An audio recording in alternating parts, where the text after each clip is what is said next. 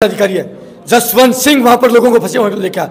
और अभी बीजेपी के वक्त में कोई बच्चे फंसे हैं बाहर तो जनरल वीके सिंह को भेजा है, वो एक आर्मी का अधिकारी था। क्यों नहीं भेजा इन बड़े बड़े पेट वालों को, जो बड़े बड़े पेट फुला के बैठे मंत्री बने बैठे, क्यों नहीं उनको भेजा?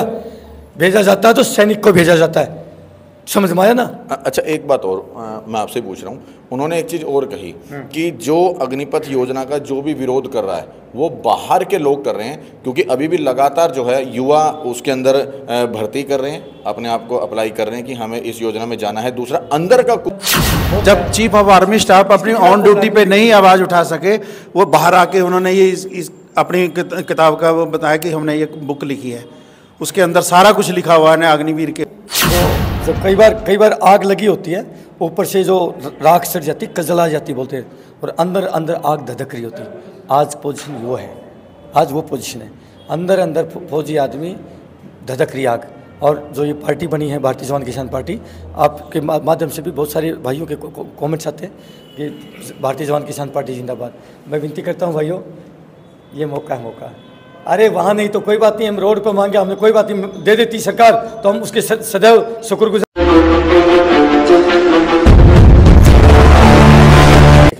आज मैं कह रहा हूँ क्योंकि अग्निवीर जो योजना लाई गई है, ये अग्निवीर योजना सेना के उत्थान के लिए नहीं, सेना की मजबूती के लिए नहीं ली गई। ये एक बहुत बड़ा षड्यंत्र है देश के लिए। इन्होंने जो है, जो हमारी CISF है, CISF को बंद करके और अपने व्यापारी मित्रों को, अडानी अंबानी को, बड़े बड़े ठेके, जो CISF का जो काम है, मेट्रो स्टेशन हैं, हवाई जहाज़ हैं, या औद्योगिक जितनी बड़ी बड़ी फैक्ट्री है जहाँ पर CISF हमारी काम करते हैं, उस CISF की जगह ये जो 4 साल नौकरी करके बेचारे हमारे फौजी बच्चे आएंगे और इनका एक प्राइवेटाइजेशन किया जाएगा। इनको थोड़े बहुत इसमें से 10-20% दिखाने के लिए किसी न किसी पुलिस में या किसी पैरामिलिट्री फोर्सेज में ले ली जाएंगे। बाकी जो बचेंगे 60%, 50-60% बचेंगे, उन बच्चों को अडानी जी, क्योंकि वो बड़ी बड़ी लोग हैं, उनके पास पैसा है, वो उनका बड़ा लाइसेंस बन जाएगा, सिक्योरिटी एजेंसी का उनका लाइसेंस बन जाएगा। इतना पैसा लोगों के पास है नहीं जो इतने बच्चों को हायर कर ले, और इनको ये जो CISF बंद करके उसकी जगह सरकार से ठेका मिलेगा। एक जो भी सिक्योरिटी करना ड्यूटी करने वाले को तनख्वाह देगी सरकार 28-30 हज़ार, और अडानी अंबानी देगा उसको 20,000, यानी कि 8-10 हज़ार एक आदमी पे, और लाखों आदमी पर कितना पैसा हो गया। यानी कि बैठे बैठाए अपने व्यापारी मित्रों को, देश को लुटाने का जो है एक बड़ा रास्ता ढूंढा इन्होंने। अच्छा, एक चीज़ और, उन्होंने ये बात बोली थी, क्योंकि हालांकि मैंने उनका पूरा इंटरव्यू देखा था, उन्होंने ये बोला कि क्या नाम है, सेना को जवान रखना है और सेना को यंग बच्चों की ज़रूरत है। सेना का भविष्य जो है वो कहीं ना कहीं जवानी के अंदर है, और जो रिस्क लेने की जो उम्र है वो जवान बच्चे की है। इसलिए सेना को जवान रखने के लिए हमने यंग बच्चों को हायर किया है, और 4 साल तक के लिए उसको। आज तक जितने भी लड़ाई लड़ी है हमारे देश के सैनिकों ने, क्या उस टाइम ये अग्निवीर थे? क्या नया बच्चा टेक्नोलॉजी का जानता है ना, इसलिए उन्होंने बोला है। लड़ाई टेक्नोलॉजी की आजकल वहाँ मोर्चे पे नहीं दिखता, वहाँ मोर्चे पे डू एंड डाई का गेम होता है भाई। यहाँ ये नहीं कि यहाँ बैठ के मोबाइल से ऐसा कुछ हो जाता है। जो हमारी इन्फेंट्री पैदल सेना है वो झंडे गाड़ती है, तब जा करके युद्ध जीत जाता है। ये टेक्निक पैकनी धरी की धरी रह जाती है, जब सामने जब काल बन के आता है दुश्मन। ऐसा नहीं होता, लड़ाई जीती जाती है एक्सपीरियंस के साथ, अनुभव के साथ, और अनुभव नहीं होता है तो वहाँ पर कैजुअलिटी ज़्यादा होती है। मैं कारगिल का वो देता हूँ आपको उदाहरण। कारगिल में जितनी भी कैजुअलिटी हुई है वो सारी की सारी जो नए नए अधिकारी गए थे, सारी उन्हीं की हुई हैं, क्योंकि उनको अभ्यास नहीं था, अनुभव नहीं था। जितने हमारे पुराने थे उन्होंने लड़ाई, कारगिल की लड़ाई जीती है, और उन्हीं के दम पर लड़ाई जीती है। ऐसा नहीं है कि नए नए बच्चे हैं टेक्निक से फलाना थे, ये बकवास करते हैं, ये बकवासबाजी वाली चलने वाली चीज़ नहीं है। हम फौजी हैं, आए राजनाथ जी, मैं आपको चुनौती देता हूं, मेरे सामने मुकाबला हो जाए, टेक्निकल बात आप रखिए और टेक्निकल बात शिवराज चौहान रखेगा। क्या बात करते हैं ये देश के भोले भाले लोगों को मूर्ख बना सकते हैं नेता। समझ में आया? अगर इतनी नौजवान आपको सेना चाहिए तो देश की जो संसद में बैठे हुए बूढ़े खप्पर बैठे हैं 70-70, 75-75 साल के, जिनका दिमाग भेजा काम नहीं करता, वो निकले वहां से, निकले वहां से। नौजवान बच्चे आएंगे, फ्रेश डिसीजन लेंगे देश के लिए, उनको निकलने की जरूरत है। मतलब राजनाथ जी को चेतावनी है। क्या बात कर दिया? देश के रक्षा मंत्री। अरे छोड़िए रक्षा मंत्री सेना के लोग बनेंगे। बेटा रक्षा मंत्री देश के फौज में है। भारतीय जवान किसान पार्टी सैनिकों की पार्टी है, किसानों की पार्टी है।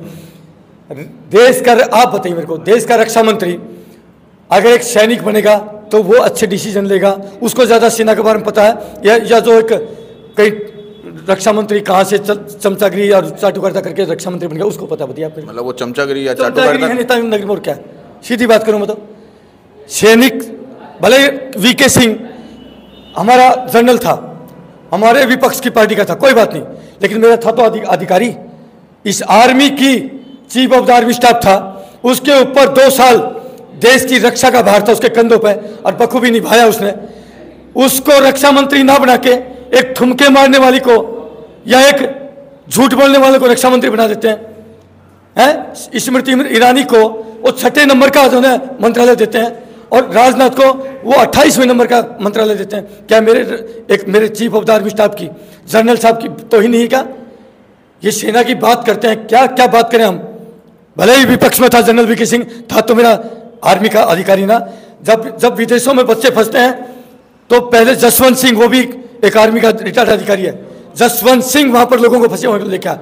और अभी बीजेपी के वक्त में कोई बच्चे फंसे हैं बाहर तो जनरल वीके सिंह को भेजा है, वो एक आर्मी का अधिकारी था। क्यों नहीं भेजा इन बड़े बड़े पेट वालों को, जो बड़े बड़े पेट फुला के बैठे मंत्री बने बैठे, क्यों नहीं उनको भेजा जाता है तो सैनिक को भेजा जाता है। समझ में आया ना? अच्छा, एक बात और मैं आपसे पूछ रहा हूँ, उन्होंने एक चीज़ और कही कि जो अग्निपथ योजना का जो भी विरोध कर रहा है वो बाहर के लोग कर रहे हैं, क्योंकि अभी भी लगातार जो है युवा उसके अंदर भर्ती कर रहे हैं, अपने आप को अप्लाई कर रहे हैं कि हमें इस योजना में जाना है। दूसरा, अंदर का कोई भी व्यक्ति इसका विरोध नहीं कर रहा, इसलिए जो भी विरोध कर रहा है उसका इस योजना से, भारतीय सेना से कोई मतलब नहीं है। केवल कुछ लोग सिर्फ बेवकूफ़ बनाने के लिए या उन लोगों का केवल ये ढोंग ढटोसला है। यार बेटा एक चीज़ बताओ, मैं खुद अपने से लगाता हूँ, आप अपने सब भाई लगाए, जितने फौजी भाई देश में सब लगने लगे। अगर हम 4 साल करते जॉब तो 4 साल में क्या हम अपने आप को स्टेबल कर पाते? 4 साल बाद में ये बच्चे आएंगे, ये अगर इतनी पढ़ाई में तेज़ होते तो सेना में क्यों जाते बेचारे? ये फिजिकली स्ट्रॉन्ग है, दिमाग से उतने स्ट्रॉन्ग नहीं होते, क्यों गांव देहात से बेचारे होते हैं। तो वो बच्चे कोई डीएम कलेक्टर तो बनने चाहिए। आप ये कह रहे हो कि गाँव के बच्चे दिमाग से स्ट्रॉन्ग नहीं होते? उतने बेचारे, क्योंकि उनको इन्वायरमेंट नहीं मिलता। जैसे डीएम कलेक्टर ठीक है, एक आध बच्चा हमारा बनता है, लेकिन ज़्यादा तो जो कॉन्वेंट स्कूल में पढ़ने जिनकी शिक्षा दीक्षा अच्छे हाई लेवल की होती है वही तो बनते हैं। गांव के बच्चे तो बेचारे हमारे जैसे कसरत करके सेना में चले जाते थे, बेल्टधारी देश की रक्षा करते हैं, तो उनकी भी नौकरी प्राइवेट कर दिया बेटा। ये बहुत बड़ा प्रहार किया है इस सरकार ने, बहुत बड़ा प्रहार किया। अगर प्रहार है तो फिर भी युवा उसके अंदर अप्लाई, युवा मजबूरी में जाता बेटा, युवा की मजबूरी है। कहते हैं कि भागते चोर की लंगोटी सही, अरे कुछ नहीं से तो कुछ सही, कुछ नहीं से तो कुछ सही, मजबूरी में जा रहे हैं बेचारे। चलो यार 4 साल गुजारा हो जाएगा इसलिए जा रहे हैं, और कोई खुशी होगी कोई नहीं जा रहा। अंदर आप कह रहे कि अंदर से कोई आवाज़ नहीं आ रही। अंदर की आवाज़ का बात ऐसी है कि जब फौजी एक यूनिट, हम जब यूनिट में ड्यूटी कर रहे थे, अब तो हम सिविलियन हैं, हम खुल के आवाज़ कर रहे हैं, हम आवाज़ बोल रहे हैं, लेकिन ड्यूटी पे रहते हुए थोड़ा उसको ना उसके ऊपर बंधन होता है कि उस आंसर के अंदर रहते हुए वो बोल नहीं सकते। अगर वो बोलेंगे तो अनुशासन से नहीं रहेगा देश के अंदर, सेना के अंदर, इसलिए अंदर की आवाज़ बाहर नहीं आती, बाहर से ही आवाज़, कोई भी हक की आवाज़ अंदर से नहीं उठती। अब राजनाथ जी ने कह तो दिया है कि अगर जरूरत पड़ी तो बदलाव कर देंगे इसके अंदर। कब करेंगे? 10 साल में तो तुमने बर्बाद कर दिया, अब तुम ये चाहते हो कि दोबारा हमें फिर बना दो, फिर हम करेंगे। तो पहले क्यों नहीं कर दिया भाई? अब कर दो।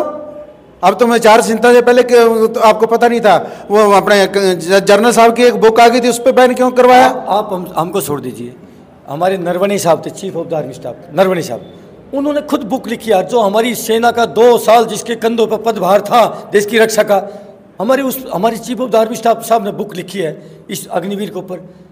चलो ठीक है, मैं तो विपक्ष पार्टी का हूँ जी, हो सकता है वो पब्लिश नहीं होने दी, नहीं होनी थी ना, कोई बात नहीं, लेकिन पूरी पब्लिक में तो चला, मैसेज तो पता चल गया ना कि वो क्या लिखा था, कोई बात नहीं, सच्चाई तो पता चल गया ना।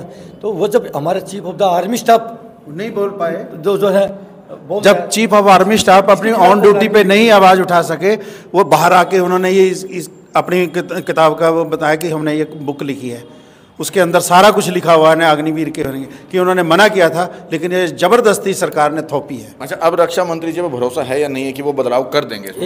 1% भी जिन बच्चों को इन्होंने 2 साल, जिस रक्षा मंत्री ने, माननीय राजनाथ जी, आपने 2 साल बच्चों को लटकाया, 1.5 लाख बच्चों को, कि आपका जो पेंडिंग भर्ती वाला था इसको करेंगे लागू, इसको करेंगे लागू। अरे साहब, राजनाथ साहब, कोई जुबान है क्या आपकी? जुबान नहीं है। आप एक राजपूत आदमी है, और राजपूत की जुबान होती है। क्या बात कर दिया, मैं आपको कहने में मेरे को शर्म लग जाती है। छोड़ दीजिए, आपका कोई विश्वास नहीं करता, बिल्कुल विश्वास पात्र नहीं है बीजेपी नहीं है, इसमें सारे नेता विश्वास पात्र नहीं। टोटली झूठ बोलते बेटा, टोटली झूठ है। ठीक है।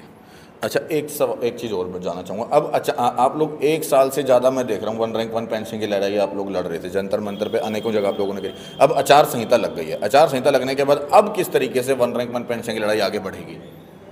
हमारी जो कई बार आग लगी होती है, ऊपर से जो राख सट जाती है, कजला जाती बोलते हैं, और अंदर अंदर आग धधक रही होती है। आज पोजीशन वो है, आज वो पोजीशन है, अंदर अंदर फौजी आदमी धधक रही आग। और जो ये पार्टी बनी है भारतीय जवान किसान पार्टी, आपके माध्यम से भी बहुत सारे भाइयों के कमेंट्स आते हैं कि भारतीय जवान किसान पार्टी जिंदाबाद। मैं विनती करता हूँ भाइयों, ये मौका है, मौका। अरे वहाँ नहीं तो कोई बात नहीं, हम रोड पर मांगे, हमने कोई बात नहीं, दे देती सरकार तो हम उसके सदैव शुक्रगुजार होते हैं। नहीं दिया तो क्या दिक्कत है, अपनी पार्टी आ रही है, संसद में जाके बैठ के अपने कदम से पास करेंगे, क्या इन चोरों से मांगना, कुछ नहीं। सैनिक भाइयों, एक बड़ी चीज़ है वाकई में, अभी मेरे को खुद हैरानी हो रही है कि 1 साल से ज़्यादा इन लोगों को खुद लड़ाई लड़ते हुए हो गया अपनी वन रैंक वन पेंशन की, OROP की, चाहे वो जंतर मंतर पे हो, चाहे वो रामलीला मैदान में हो, रेवाड़ी के मैदान में हो, अलग अलग जगह इन लोगों ने आंदोलन के बड़ी बड़ी रैली निकाली। और उसके बावजूद भी जब आचार संहिता लग गई है, और अब मैंने सवाल किया था किस तरीके से वन रैंक वन पेंशन की लड़ाई का आगे क्या होगा, एक मुस्कुरा करके जवाब दिया जा रहा है, क्योंकि अभी भी चेहरे पर मुस्कुराहट है कि मुझे लग रहा है कहीं ना कहीं कोई शायद हरी झंडी मिल सकती है, या किस तरीके से सैनिकों का वन रैंक वन पेंशन मिलेगा, और क्योंकि मुस्कुराहट है आपके चेहरे पे, क्या लगा? नहीं, देखो, देने का तो इस सरकार पर विश्वास 1% भी नहीं है, 1% में है नहीं विश्वास पात्र सरकार, टोटली धोखेबाज झूठी सरकार है। आखिर भाई रही बात कि सैनिक कैसी भी परिस्थिति में होता है सैनिक सदैव मुस्कुराता है। जब सैनिक सीमा पर खड़ा होता है और जब सामने दुश्मन की गोली होती है, तब भी सैनिक मुस्कुराता है, तब भी सैनिक बिल्कुल नहीं घबराता, और तब वहाँ पर सैनिक संकल्प लेता है। सामने जब दुश्मन की गोली होती है, पीठ पीछे मेरा प्यारा वतन होता है वतन, तब सैनिक संकल्प लेता है, फिक्र नहीं मर जाने की मिट जाने की, फिक्र नहीं मर जाने की मिट जाने की, अन्याय नहीं होने देंगे, और जब तक है सांस सीने में आए मेरे प्यारे वतन, तेरा शीश कभी नहीं झुकने देंगे। ये सैनिक संकल्प लेता है, इसलिए संकल्प लेके आए हैं। मेरे भाइयों, तगड़े हो जाओ, तगड़े। अरे कमर कस लो, छाती में जो आज हर एक सैनिक के मन में जो दिल में आग धधक रही है, उसको ज्वाला बन के निकालो। आपकी पार्टी आ चुकी है, मैं कुछ नहीं हूँ। मैंने तो एक शुरुआत करी थी, कहते हैं कि मैं अकेला चला था और कारवां बढ़ता गया। आज देखो कहाँ से भट्ट साहब हैं, आप देखते होंगे यहाँ सैकड़ों फौजी भाई। आज महाराष्ट्र में 48 की 48 सीटों पर चुनाव लड़ रहे हैं। आप लगाइए, महाराष्ट्र में लाखों सैनिक हैं और लाखों सैनिक एकजुट हो चुके हैं। अब क्या होगा, वन रैंक वन पेंशन की लड़ाई का क्या होगा? अब जो मंजूरी खुदा होता है वही होगा। अब जो है अपनी कलम से पास करेंगे, संसद में बैठ करके करेंगे, और गारंटी है जरूर होगा साहब, हमें यकीन है, हमारा विश्वास, हमारी आत्मा बोलते हैं, आत्मा से परमात्मा, भगवान का रूप होते हैं सैनिक जब तपस्या करता है बॉर्डर पे, वो भी एक तपस्या है। एक जो सन्यासी तपस्वी जो यहाँ रहते हैं ना, वो बहुत सारे संतों के आपने मुँह से सुना होगा, प्रेमानंद जी हैं जो मथुरा वाले, वो भी कहते हैं कि एक सैनिक तो जो है हमसे भी बड़ा तपस्वी है। तो हम तो कहते हैं साहब, सीधी बात करते हैं, हमारे मन में कोई छल कपट फलाना आदमी का कुछ नहीं है। एक ही मन में है कि मेरा देश महफूज रहे, मेरा देश का एक एक बच्चा, एक एक नागरिक महफूज रहे, खुशहाल रहे, ये हमारी आत्मा है।